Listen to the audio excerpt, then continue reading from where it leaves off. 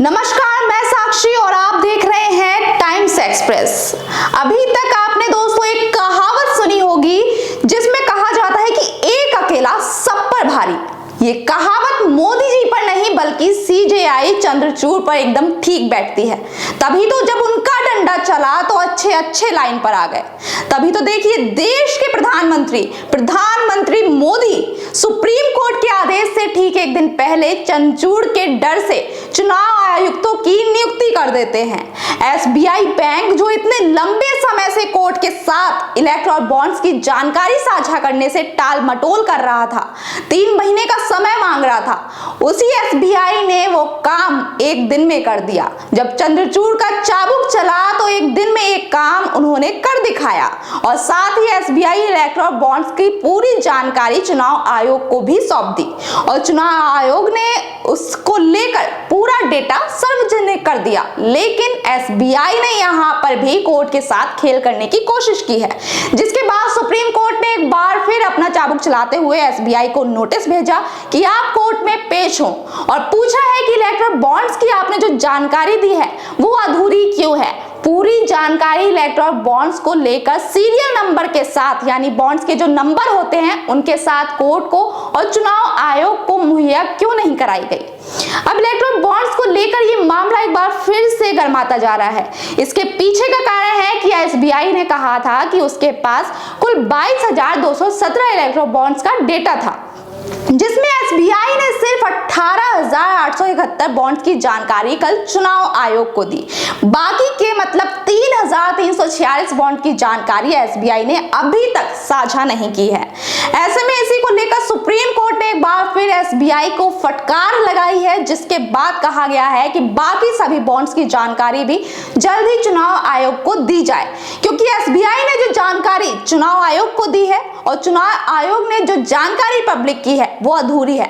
लेकिन अब दिक्कत वाली बात इसमें यह है कि जानकारी से ये पता नहीं चल पा रहा है कि इलेक्टोरल बॉन्ड्स को खरीदने की इतनी जो भारी भरकम रकम है, जिसमें अनगिनत इतने शून्य है कि उसकी गिनती करना मुश्किल है, वो किसने किसको दिए। यानी कि किस फला पार्टी ने ना जाने 500-600 करोड़ के जो बॉन्ड्स खरीदे हैं वो किस फला पार्टी को उसने ट्रांसफर किए, इस बात की जानकारी लगाई ही नहीं जा रही है। इस डेटा से सिर्फ इतना बताया गया है कि फला पार्टी ने इतना बॉन्ड खरीदा और किन किन पार्टियों को रिसीव हुआ है, किसने किसको दिया, इस बात की कोई जानकारी नहीं है, कोई जिक्र ही नहीं है। इसमें सिर्फ 2 ही तथ्य आगे रखे गए हैं, जिसे लेकर अब हर एक के सवाल एक यही है कि इस बात को क्यों छुपाया जा रहा है। अब एसबीआई ने सीरियल नंबर तो एसबीआई ने चुनाव आयोग के सामने रिलीज किए नहीं, तो ऐसे में कैसे पता कर पाएंगे। तो इसी को लेकर अरबों करोड़ों बॉन्ड खरीदने वाली जो कंपनी है, किस पार्टी की अमाउंट किस में ट्रांसफर हो रही है, इस बात से परेशान होकर खुद सीजेआई चंद्रचूड़ ने अब एसबीआई को नोटिस भेजा है कि इसके साथ पूरा डेटा दें, किस डेट के साथ किस पार्टी ने कितने बॉन्ड खरीदे और किसको ट्रांसफर किए। जब सीजेआई का ये गुस्सा फूटा तो एसबीआई को समझ आ गया और अब वो जल्द ही अपने तरफ से डेटा ट्रांसफर करने के लिए बात कह रही है। हालांकि वो कितना समय लेगी इस बात की पुष्टि अभी तक नहीं की है।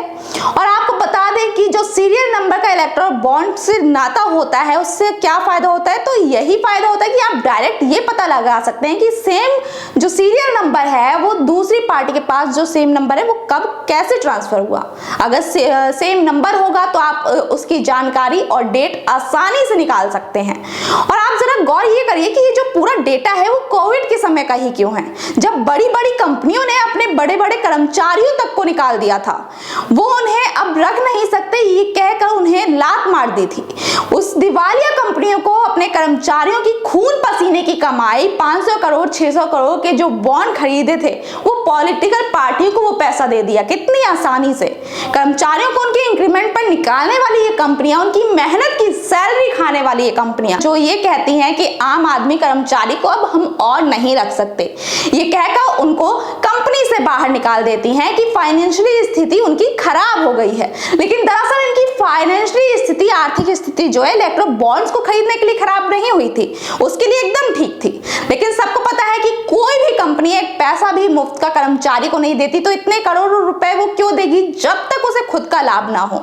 तो तो ये बॉन्ड्स खरीदने में इन कंपनियों को क्या लाभ था, जो डेटा सामने आया उससे आपको बताया दूं कि उसमें आपने देखा होगा कि सिर्फ बीजेपी नहीं बल्कि और भी पार्टी हैं जिनको ये पूरा बॉन्ड्स का लेन देन जो है रिसीव हुआ है। इन बॉन्ड्स में बीजेपी को सबसे ज्यादा नंबर 1 पे रखा गया है और कौन सी धन्ना सेठ कंपनी है इसकी जानकारी भी आपको अब तक मिल चुकी होगी, जो है future gaming and hotel services company. एक ऐसी प्राइवेट लिमिटेड कंपनी जिसने हजारों करोड़ रुपए के बॉन्ड्स खरीदकर पॉलिटिकल पार्टी को दिए, जिसके पीछे आपको वजह बता दें कि पिछले 10 सालों से लगातार इस कंपनी के पीछे ईडी सीबीआई की रडार लगी हुई थी। तो भला ऐसे में कोई भी कंपनी होगी इलेक्ट्रल बॉन्ड्स को खरीदने के लिए मजबूर तो हो ही जाएगी, लेकिन आम आदमी की मेहनत का पैसा इस तरह पॉलिटिकल पार्टी को देना मेरी नजर में न सिर्फ गलत है बल्कि ये पैसा काला धन के समान है। किसी की खून पसीने की कमाई राजनीतिक पार्टियों को यूं चट से दे देना कहां से सही है। अपने स्वार्थ के लिए किसी की रोजी रोटी को उससे दूर कर देना बिल्कुल भी सही नहीं है। फिलहाल आप क्या मानते हैं, इलेक्ट्रल बॉन्ड्स पर दूसरों की कमाई का पैसा खाने वाली ऐसी कंपनियां और ऐसी कंपनियों पर ईडी सीबीआई का दबाव बनाने वाली ऐसी सरकार, दोनों में से कौन ज्यादा गलत है? अपनी राय हमें कमेंट करके जरूर बताएं और ऐसे ही विषय पर चर्चा करने के लिए बने रहें टाइम्स एक्सप्रेस पर।